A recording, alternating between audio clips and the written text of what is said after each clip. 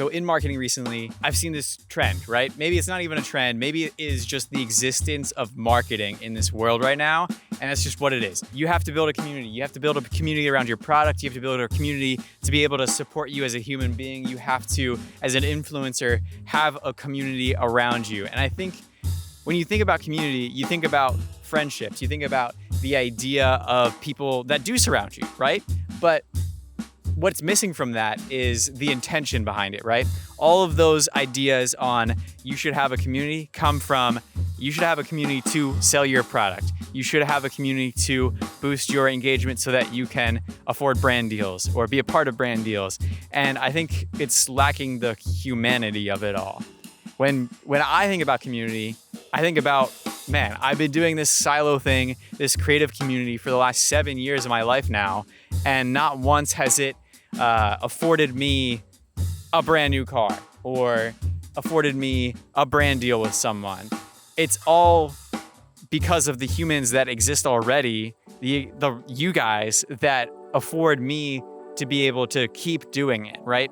And that's the sustainability of community, is that once the momentum rolls, it keeps rolling and it's harder and harder to stop.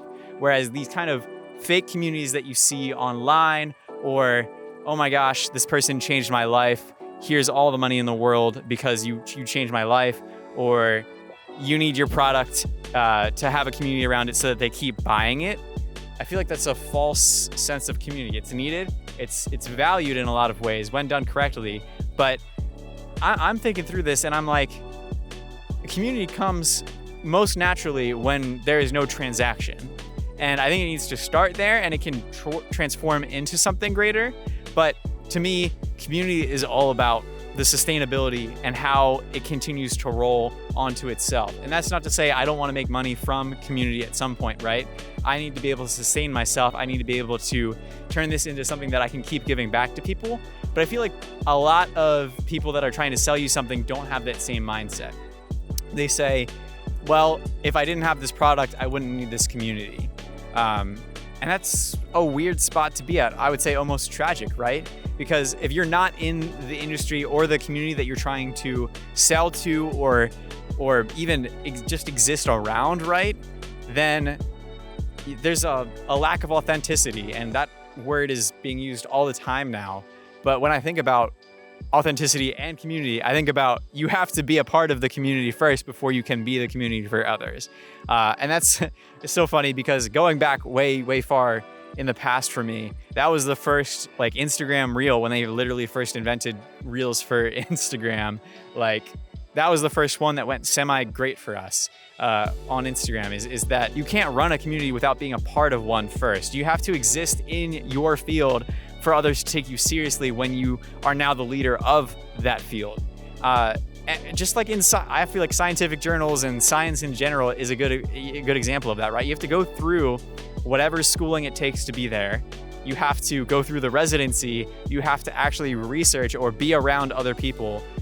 Much like the trades, right? You have to apprentice someone, or you have to be under someone for a certain amount of time being supervised. And then now you can break out and own your own business. You can be a writer of documents and stuff like that in the science industry and whatever that is. But you don't see that same thing where you become so individualistic that you go from starting photography and now running a community in 2 months.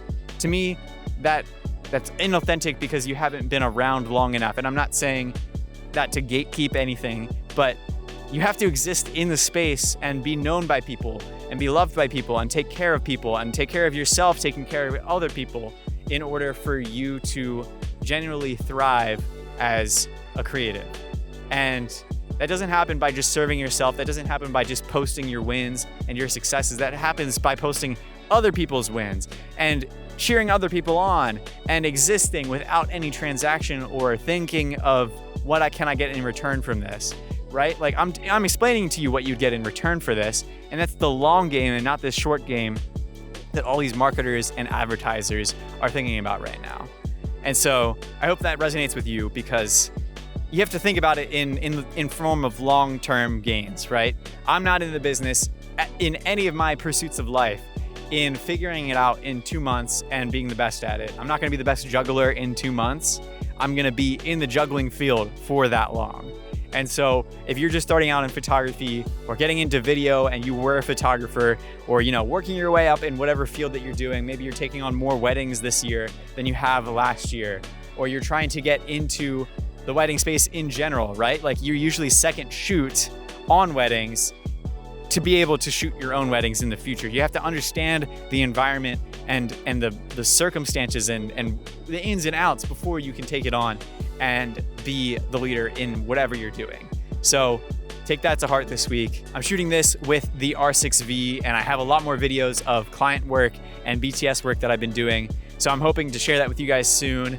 I just want to sit down more and flesh out those videos a little bit more and spend some more time on those, because I think those will do great for you and kind of explain my workflow when it comes to this camera. So look forward to a couple of those videos coming out soon.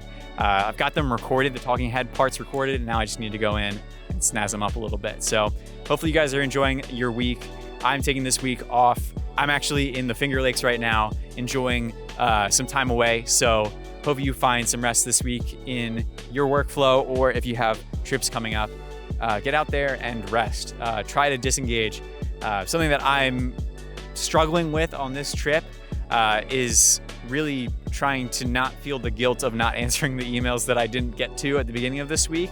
And so figuring out how I can communicate that with current clients and partners and stuff like that. Like I'm already working with them. They know that I have work coming to them, but just explaining to them that it's not going to be this week, it'll be next week, that they'll get that. And then also some just outstanding emails that I think are kind of important. Like there's money on the table there. I want to make sure I get back to them.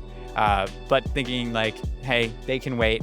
Some people take 2 or 3 weeks to respond to me. So hopefully they can wait a couple more days. I got all the main deliverables to them, but just thinking about like, oh, is this a really a this week conversation, or can wait? And so I'm talking with Katie about the guilt of that. And I think it's important to acknowledge that that's what I'm feeling, and then figuring out, okay, maybe I can answer an email here or there, but anything that requires more than 5 minutes or any kind of thinking, I just need to let go. So that's what I'm dealing with this week. Hopefully that's a little something for you. I don't know, whatever. But excited for you guys to see the next coming videos, and I'll see you in the next one. Peace. Hey guys, it's Katie here. Just wanted to close out Austin's video because everyone said they liked this the last time I did it. And I know I'm the more popular one of the two of us. So just want to say have a great week. Make sure to like and subscribe.